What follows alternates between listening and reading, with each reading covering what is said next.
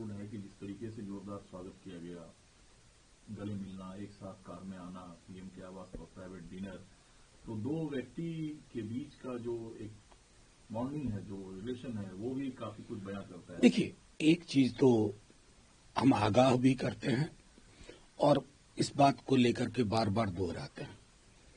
Foreign policy, relationship between two nations, इसको optics, गले मिल लिए, इस सबसे थोड़ा अलग। इससे क्या होता है ना कि वो रिश्तों की गर्माहट, क्योंकि दो मुल्कों के बीच का रिश्ता है और इस रिश्ते की बुनियाद बहुत गहरी है।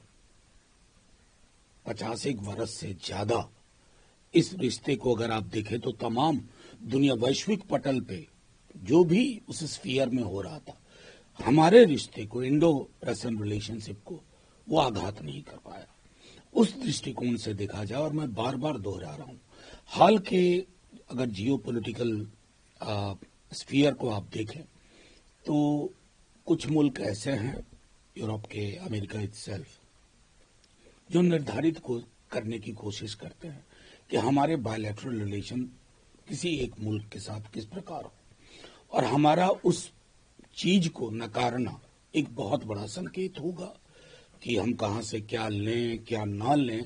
ये एक ऑटोनोमस डिसीजन इस मुल्क का है जिसका नाम भारतवर्ष है, इंडिया है। लेकिन ये सवाल उथल पुथल है, पश्चिमी देशों का काफी प्रतिबंध है रूस पर, अमेरिका युद्ध को खत्म करना चाहता है यूक्रेन के साथ रूस का, भारत का जो एनर्जी निर्भरता है उसको अमेरिका अपने तरीके से डाइल्यूट करना चाहता है। भारत कैसे? नहीं, देखिए, एक बात आप मतलब हमारे साथियों को रहना, भारत एक राष्ट्र के रूप में इसने युद्ध की पैरोकारी कभी नहीं की है दुनिया के किसी हिस्सों में।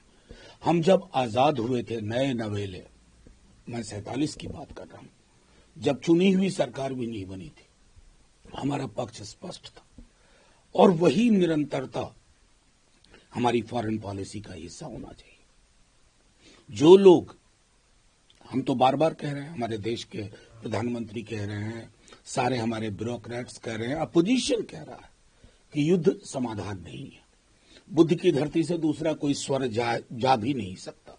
लेकिन महत्वपूर्ण है कि दोहरा चरित्र भी नहीं होना चाहिए। दुनिया के कुछ हिस्सों में क्लींजिंग का काम चल रहा है, जेनोसाइडल वायलेंस चल रहा है, उस पर इन मुल्कों की चुप्पी वो भी खतरनाक लगती है।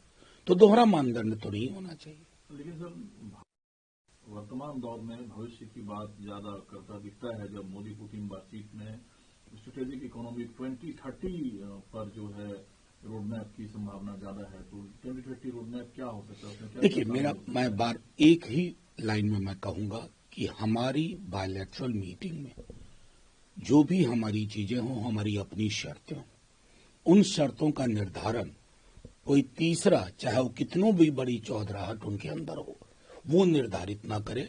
ये संदेश मुझे उम्मीद है मेरी सरकार भी देने में कामयाब है। सिमिलरली एक और बयान जो खबरों, गांधी ने जब कहा कि जो मनमोहन सिंह से लेकर वाजपेयी के दौर तक परंपरा रहा राजनीति में, बाहर से आने वाले विपक्ष के नेता से मिलते हैं और हमें मिलने नहीं दिया जा रहा है। देखिए, ये कल भी मैंने इस पर अपनी प्रतिक्रिया दी थी।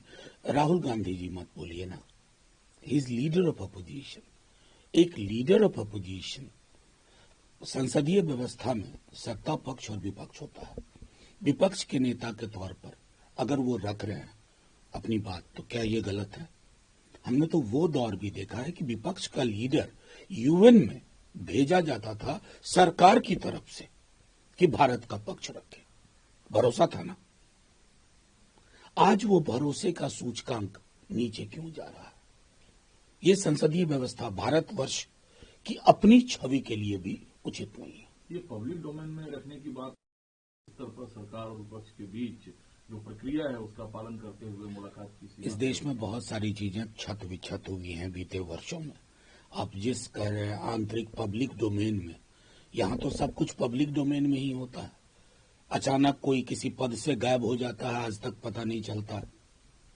मैं बार बार कह रहा हूं, इस देश के वाइस प्रेसिडेंट स्वास्थ्य कारणों से गायब हो गए या गायब कर दिए गए, कोई चर्चा नहीं हुई। और अभी हालिया कई इस्तीफों की बात चल रही है, हटाना, इस्तीफा देना, कुछ भी स्पष्टता नहीं है। ओपेसिटी हॉलमार्क हो गई है। अब थोड़ा बंगाल चलते हैं। जो हुमायूं करते थे, पैरवीकार हुआ करते थे टीएमसी के, अब वो कह रहे हैं कि 2026 में मुख्यमंत्री को पूर्व मुख्यमंत्री करना होगा। ममता बनर्जी बीजेपी आरएसएस के इशारे पर काम कर रही है, लोगों से चंदा लेकर जगन्नाथ मंदिर बना रही है, मौलानाओं को सिर्फ 3,000 रुपए पेंशन देकर झुंझुना पकड़ा रही है। ये डिस्क्रिमिनेशन ममता बनर्जी। देखिए कितनी बड़ी उपलब्धि है कबीर साहब की, आपके एजेंडे में आ गए ना, यही वो चाहते थे। और हम बीजेपी आरएसएस की कार्यशैली से वाकिफ हैं। उनको हर जगह स्लीपर सेल चाहिए, एक्टिवेट करना है। हमने बिहार में देखा, अभी बंगाल में लोग देखेंगे, फिर तमिलनाडु में आप देखिएगा। एक पद्धति का हिस्सा है, एक पूरा प्रतिमान है, एक पैराडाइम है, इससे आगे कुछ नहीं।